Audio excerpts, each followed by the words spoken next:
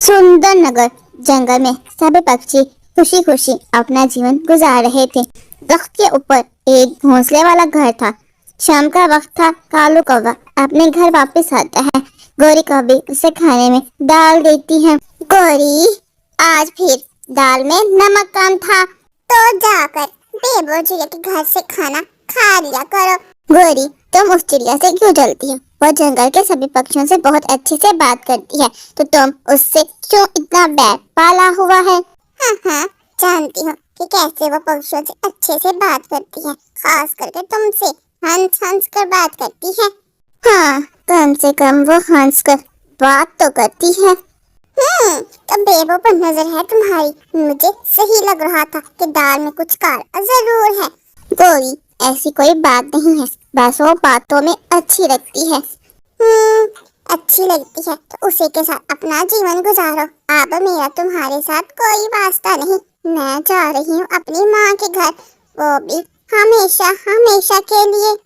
गौरी, तुम बात का बतंगड़ बना रही हो। ऐसी कोई बात नहीं कि तुम घर छोड़कर चली जाओ। वैसे भी वो चिड़िया हमारी पड़ोसन है, अगर अच्छे से बात कर लेती है तो इसमें बुरा मानने वाली कोई बात नहीं है। लेकिन गौरी कौवी कालू कौवे की कोई बात नहीं सुनती। अपना सारा सामान पैक करती है और रोते हुए घोंसले से चली जाती है। कालू कौवा भी थक हार कर अपने घोंसले में लेट कर सो जाता है। अगले दिन कालू कौवा अकेला दरख्त पर बैठा हुआ था जब बेबो चिड़िया आती है। अरे कालू भाई, इतना सन्नाटा क्यों है? गौरी कौवी कहाँ है? चली गई, शायद हमेशा के लिए। दिल तो बड़ा है तुम्हारा कालू, पर जुबान बहुत तेज है। बेबो, क्या तुम्हें भी लगता है कि मैं बुरा हूँ? बुरे नहीं हो, बस थोड़े से बेवकूफ हो। कालू कौवा शर्मिंदगी से सर झुका लेता है और बेबो चिड़िया अपना भोजन ढूंढकर वापस अपने घर चली जाती है। जंगल का मौसम बदल जाता है और बारिश होना शुरू हो जाती है। कालू अकेला अपने घोंसले में बैठा था। गौरी, तुम ही तो थी जो मेरी जिंदगी में रंग भर रही थी। अब सब कुछ काला काला लगता है। कालू कौवा अपने घोंसले में लेटा गौरी कौवे को याद कर रहा था और आंखों से एक आंसू टपक जाता है। गौरी कौवे भी अपनी माँ वाले जंगल जाने के बजाय किसी पेड़ पर बैठी हुई थी। बारिश हो रही थी, साथ में वो भीगी बैठी थी, वो भी तन्हा। जैसा भी है, कालू मेरा पति है, वो बुरा नहीं है। कालू ने गुस्से में कहा जरूर था, पर वो बुरा तो नहीं है। मैं ही जिद्दी बन गई थी। मुझे उसकी आंखों में सच्चाई दिखती थी। क्या पता था वो मेरी तरह तन्हा हो। गौरी की आंखों में आंसू थे। वो अपने दिल पर हाथ रखी बैठी थी। फिर कुछ समय तक गौरी कभी वहाँ बैठकर सोचती है। नहीं, मुझे माँ के जंगल नहीं जाना चाहिए। मुझे वापस जाना होगा, उससे माफी मांगनी होगी। मोहब्बत में अना तो नहीं होनी चाहिए। फिर गौरी कौवी अपना सामान उठाती है और उड़ना शुरू कर देती है। वो उड़ जाती है कालू के घर की तरफ। गौरी कौवी रोते हुए दरवाजे पर दस्तक देती है। कालू दौड़कर दरवाजा खोलता है। सामने गौरी कौवी खड़ी हुई थी। गौरी, तुम आ गई। मुझे माफ कर दो, मैं भी गलती थी, मैं भी गलत थी। अब कभी नहीं लड़ेंगे, सिर्फ प्यार करेंगे। बेबो चिड़िया भी अपने घोंसले के बाहर बैठी ये सब कुछ देख रही थी। वो अपने दस्त से बैठकर आवाज लगाती है, और हाँ, नमक अब खुद ही डाल लेना। फिर वो तीनों जोर जोर से हंसने लगते हैं। गौरी और कालू अपने घोंसले में जाकर बैठ जाते हैं। कालू कौवा गौरी कौवी के लिए स्वादिष्ट पकौड़े बनाकर लाता है, जो वो दोनों बहुत मजे से खाने लगते हैं। अगर आप ऐसी और मज़ीद कहानियाँ देखना चाहते हो तो प्लीज़ लाइक, शेयर, कमेंट और सब्सक्राइब करना मत भूलिएगा। धन्यवाद। चिड़ियों का वो परिवार खुशी खुशी अपने घोंसले में बैठा हुआ था, जबकि बाहर बहुत तेज बारिश हो रही थी। बेबो, आज जो दाना लाया हूँ वो मेरी बेटी गुड़िया को बहुत पसंद आएगा। ओहो, वाह वाह गुड़िया, देखो तुम्हारे पापा तुम्हारे लिए खास दाना ढूंढ कर लाए हैं। हमेशा ऐसा ही रहेगा ना? हम तीनों साथ ही रहेंगे, कभी अलग नहीं होंगे। जब तक हमारे पर हैं, हमारी उड़ान है। गुड़िया मेरी जान, हम साथ हैं। फिर वो तीनों हंसने लगते हैं और घोंसले में बैठकर एक दूसरे से बातें शुरू कर देते हैं। जबकि बाहर काले बादल आहिस्ता आहिस्ता जमा हो रहे थे, मगर कभी कभी बारिश सिर्फ पानी नहीं लाती, तकदीर के फैसले भी ले आती है। बारिश बहुत तेज शुरू हो जाती है, दिनों तक चलती है घोंसला भीगता है, खाने की किल्लत भी होना शुरू हो जाती है। जंगल के सभी पक्षी अपने घोंसले में बहुत परेशान थे क्योंकि जंगल में हर तरफ पानी ही पानी था। मम्मा मम्मा, अब मुझे ये बारिश अच्छी नहीं लग रही। मुझे बहुत भूख लग रही है, जबकि घर में खाने के लिए एक सूखा दाना तक नहीं है। गुड़िया मेरी जान, ऐसा करो सो जाओ, कुछ दाना नहीं बचा।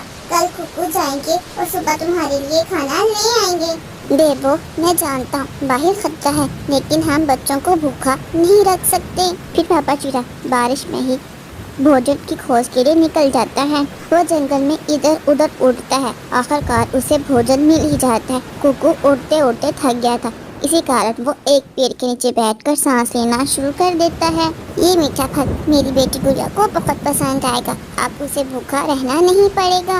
वो बैठा इसी तरह सोच रहा था कि अचानक पेड़ की एक टहनी टूटकर उसके ऊपर गिर जाती है। कोई मेरी सहायता करो, मैं घायल हो गया हूँ, कोई मुझे बचाओ। मुझे अपनी बेटी के लिए भोजन लेकर जाना है, वो मेरा इंतजार कर रही होगी। बेबो, गुड़िया, तुम दोनों मुझे क्षमा कर दो। ऐसा कहते ही कुकू हमेशा के लिए खामोश हो जाता है, वो मर जाता है। वो दोनों काफी समय तक अपने घोंसले में बैठकर कुकू का इंतजार करने लगते हैं, लेकिन जब कुकू घर वापस नहीं आता तो मामा चिड़िया समझ जाती है। कुकू, गुड़िया के पापा, मैंने आपसे कहा भी था कि बाहर मत जाइए, बाहर बहुत खतरा है, लेकिन आपने मेरी बात नहीं सुनी। आप हम अकेले रह गए हैं। मम्मा क्या हुआ, आप इस तरह से क्यों रो रही हैं? और पापा को गए कितना समय बीत गया, लेकिन अभी तक वो भोजन लेकर वापस क्यों नहीं आए? गुड़िया मेरी जान, मुझे नहीं लगता कि कुकू अब वापस आएंगे, तो घोंसले में रहो, मैं तुम्हारे लिए भोजन ढूंढ कर लाती हूँ। फिर मामा चिड़िया अपने घर से निकलती है। थोड़ा दूर जाते ही मामा चिड़िया को भोजन मिल जाता है, लेकिन मामा चिड़िया से उड़ा नहीं जा रहा था। वो थक कर एक टहनी पर बैठ जाती है। जी मुझे क्या हो रहा है, मेरे पंख क्यों जल रहे हैं? मुझे लग रहा है कि मुझे बहुत तेज बुखार हो रहा है, लेकिन मुझे भोजन लेकर घर जाना ही होगा। मेरी बेटी मेरा इंतजार कर रही होगी। मामा चिड़िया से उड़ा नहीं जा रहा था, उसके पंखों में अब हिम्मत नहीं बची थी, लेकिन मामा चिड़िया बहुत मुश्किल से अपने घर वापिस आती और आते ही घोंसले में लेट जाती है। मम्मा मम्मा क्या हुआ, आप आते ही घोंसले में क्यों लेट गईं? गुड़िया मेरी जान, मेरी बात सुनो, मेरे पास ज्यादा समय नहीं है। मम्मा मम्मा, आप ऐसा क्यों कह रही हैं? पहले पापा भोजन ढूंढने के लिए गए थे, लेकिन अभी तक वो वापस नहीं आए, और आप ऐसी बातें क्यों कर रही हैं? गुड़िया खामोश हो जा, मेरी बात गौर से सुनो, मेरे पास ज्यादा समय नहीं है। हमारा घर बहुत कमजोर है, ज्यादा बारिश के कारण किसी भी समय टूट सकता है। तुम मेरी बात मानो और गौरी का मिठू तोते के पास चले जाना। ऐसा कहते ही बेबो चिड़िया की सांसें बंद हो जाती हैं, वो हमेशा के लिए सो जाती है। मम्मा मम्मा, आप मुझे छोड़कर क्यों चली गई? पहले पापा छोड़कर चला गया, और अब मैं अकेली क्या करूँगी? फिर गुड़िया रोती हुई अपने घर से निकलती है और सीधा गौरी कवि के पास जाती है। गौरी कवि अपने घर के बाहर आती है। गुड़िया गुड़िया, इतनी बारिश में तुम इस समय क्या कर रही हो? गौरी आंटी, बहुत बुरा हुआ, मेरे पापा और मम्मा दोनों मर गए हैं। मेरी मम्मी ने मुझे कहा कि मैं आम के पास चली जाऊँ। गुड़िया क्या बेबो सच में मर गई? मुझे सुनकर बहुत बुरा लगा। गौरी आंटी, अब मेरे पास कोई सहारा नहीं है। मम्मा ने कहा था मैं आम के पास चली जाऊँ, आप मेरी सहायता जरूर करेंगी। गुड़िया वो तो ठीक है, लेकिन मेरे घर में इतनी जगह नहीं है कि मैं तुम्हें सारी जिंदगी अपने घोंसले में रख सकूं। आज की रात तुम यहाँ गुजार लो, कल यहाँ से चली जाना। वैसे भी मेरा घोंसला बहुत छोटा है, मैं तुम्हें अपने घोंसले में नहीं रख सकती। ठीक है गौरी आंटी, बस मैं आज रात यहाँ गुजारूंगी और कल वापस चली जाऊंगी। फिर गौरी कवि गुड़िया को अपने घर ले जाती है। गौरी, ये चिड़िया की बेटी यहाँ क्या कर रही है? कारो जी, बहुत बुरा होगा इस बच्चे के साथ, इसकी माँ मर गई है, इसी कारण ये हमारे पास आई है। बस एक ही रात, हमें तंग न करना, चुपचाप वहाँ कोने में बैठ जाओ। फिर गुड़िया चुपचाप एक कोने में बैठकर रोती है। पूरी रात बगैर आवाज के आंसू में बहते रहते हैं। एक ही रात में गुड़िया बच्ची नहीं रही, वो वक्त से पहले ही बड़ी हो गई थी। वो गौरी कवि के घर से निकलती है, रात होने से पहले अपने घर की मरम्मत कर लेती है और अपने खाने के लिए भोजन ढूंढती है और वापस अपने घोंसले में आ जाती है। वो अपने घोंसले में लेटकर अपने मम्मा पापा को याद करने लगती है और साथ में रो रही थी। अब ना कोई मम्मा, ना पापा, ना किसी से उम्मीद, बस मैं और हिम्मत, रात होती है और बारिश होना शुरू हो जाती है। गुड़िया खामोश बैठी थी, एक दाना चुन रही थी, आंखों में आंसू नहीं, सुकून है। बारिश पहले सब कुछ बहाकर ले गई, लेकिन इस बार बारिश उसकी हिम्मत को सलाम कर रही थी। मम्मा, पापा, आप नहीं हो, पर आपकी दुआएं मेरे पंखों में है।